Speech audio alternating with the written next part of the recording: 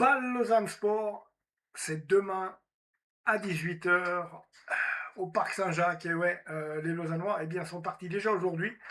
Lucas Elsner, on a fait la confidence. Ils ont quitté Lausanne cet après-midi pour se rejoindre l'hôtel, un hôtel à Bâle. Donc il dit que c'est moins, moins on fait de déplacement le jour d'avant, mieux c'est pour lui. Mais là, il fallait être là au bon moment parce qu'en plus, demain dans la journée, ça aurait été plus dur. Donc ça arrangeait mieux tout le monde qu'ils partent à Bâle cet après-midi pour justement faire la nuit là-bas et puis demain se concentrer pour enfin affronter le FC Bâle à 18 h au Parc Saint-Jacques.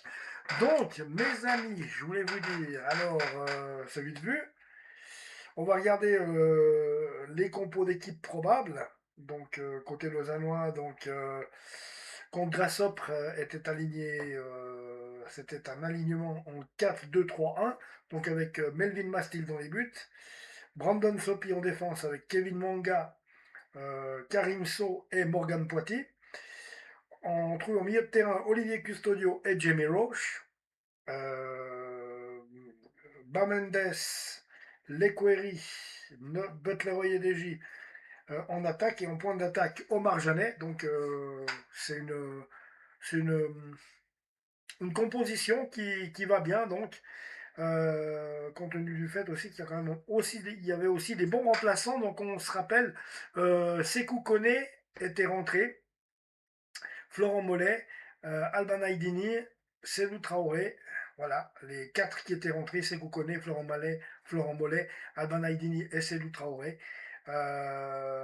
Sur le banc, eh bien, comme gardien de but Thomas Castella, il y avait aussi Dirksin Gonzo, le défenseur, et Théo Bergval, le frère de l'international suédois. J'aurais bien aimé que ce soit le frère, moi, qui vienne au LS. Il est où lui? Il est déjà pas à Tottenham, non, à Newcastle, un truc comme ça. Soit Newcastle, soit Tottenham. Je sais, j'ai pas de certitude de nouveau. Mais ouais, en tout cas, voilà. Alors, c'est vite vu. On va se frotter au FC Bâle qui a gagné chichement à la Praille contre Servette 1-0 samedi dernier. Bah ouais, sur un penalty en plus inexistant. Faut quand même leur laisser ça. Donc, alors, les Balois, eux, s'alignaient en 4-2-3-1. Donc, avec Mirko Salvi dans les buts, l'hiver de noix. Si c'est Victory, Daniliuk et Keigo Tsunemoto en défense. Milieu de terrain, Matigno et Torel. Attaque, So, Djerdan Shakiri, Otele. Et puis Zancelar, donc en pointe d'attaque, qui lui a tiré le penalty, puis a donné la victoire aux siens. Donc voilà à quoi on aura affaire demain. Donc à voir maintenant qu'est-ce que cela va donner contre cette équipe-là. Est-ce que ça sera la même équipe, la même disposition? On verra bien.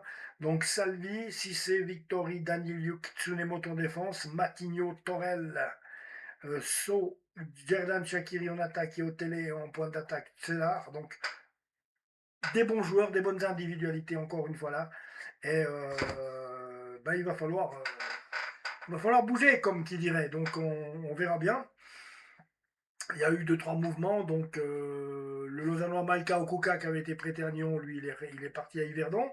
Donc pour faire du temps de jeu. Quelqu'un qui est parti de Lausanne aussi pour faire du temps de jeu, c'est notre jeune pépite Ethan Bruchet.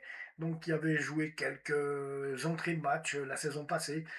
Il est bien jeune et puis autrement il a fait toutes ses classes et les espoirs aussi. Et là, il a été prêté en Challenge League à Yverdon Sport pour pouvoir avoir du temps de jeu, ce qui est simple pour lui. Et il appartient au Lausanne Sport jusqu'en 2028-29.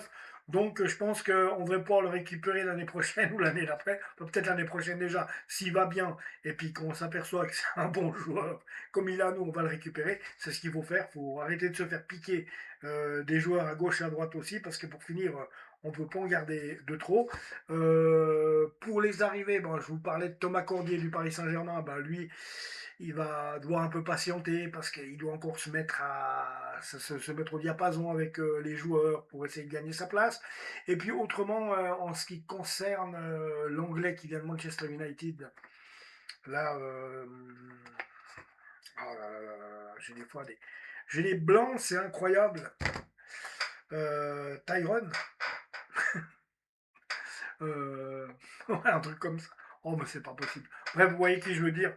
Le nouveau anglais qui vient d'arriver de Manchester United, là, eh ben oui, lui, les amis, eh ben il a Fredrickson. Tyler Fredrickson, pardon, merci. Voilà, Tyler Fredrickson. Alors, Tyler, lui, il a déjà eu l'occasion de porter le maillot lausannois contre la Saint-Etienne à Annemasse.